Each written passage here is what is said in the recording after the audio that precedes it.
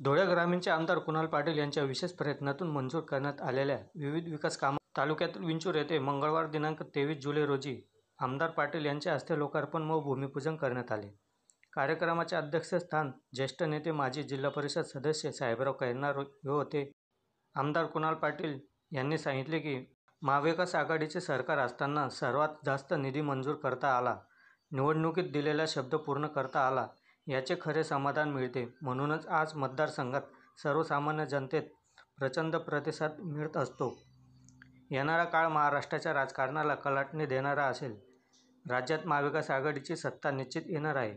यातून आपल्याला मतदारसंघातील राहिलेली कामे पूर्ण करता येतील।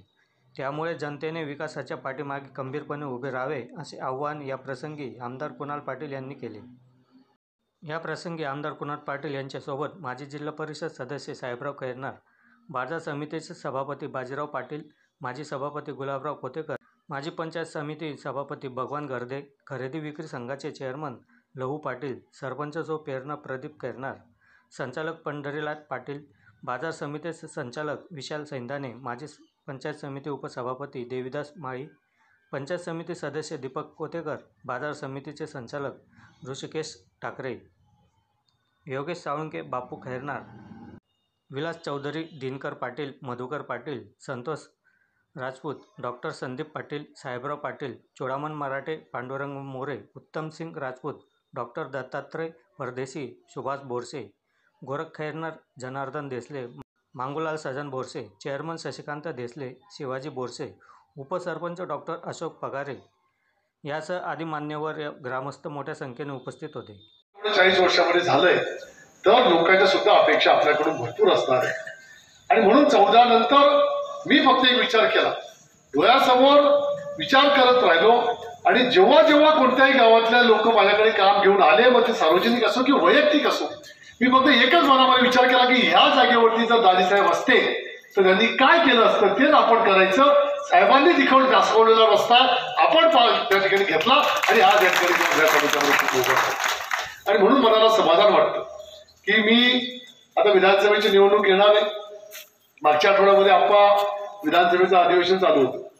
मी प्रकाश पाटलांना फोन केला, म्हटलं आता अधिवेशन संपल्यानंतर आपल्याला प्रत्येक गावागावामध्ये जी कामं आपण गेल्या 3-4 वर्षामध्ये केली त्या कामांचं आपल्याला लोकार्पण आणि भूमिपूजन करावं लागेल। तुम्ही यादी करा।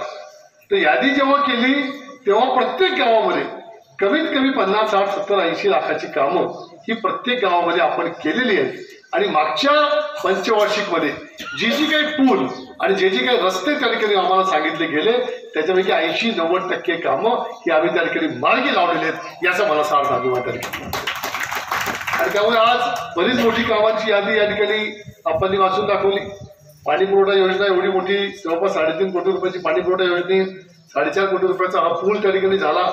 मला या ठिकाणी तुम्हाला सांगितलं पाहिजे की पहिले 2.5 वर्ष जेव्हा सरकार हे महाविकास आघाडीचं होतं त्या 2.5 वर्षामध्ये सत्तेमध्ये असलेला आमदार म्हणून मी त्या ठिकाणी काम करू शकलो आणि त्या काळामध्ये जो काही निधी मिळाला मला असं वाटतं की त्या निधीमधून जास्त करून कामं ही आपली त्या ठिकाणी मार्गी लागली। जे शब्द आपण दिले होते ते शब्द हे बऱ्यापैकी आपण त्या काळामध्ये पूर्ण करू शकलो। नंतरच्या काळामध्ये नंतरच्या 2.5 वर्षामध्ये आपल्याला कोणताही निधी मिळाला नाही। फार तुरळक निधी त्या ठिकाणी आम्हाला मिळत होता आणि त्या तुरळक निधी म्हणून जेवढी कामं करता आली आपण केली। मी बऱ्याच वेळा गाडीमध्ये गप्पा मारताना आप्पा, गुलाबदादा, बाजीरावदादा आम्ही सगळे असतो तेव्हा मी त्यांना सांगतो की हे 2.5 वर्षाचं जे सरकार होतं ना, अजून एक वरिष्ठ ठिकाणी जायला पाहिजे होतं। या तालुक्याला मी दखाल देतो कसं काम राहावं आणि प्रत्येक गावामध्ये आपण कसं काम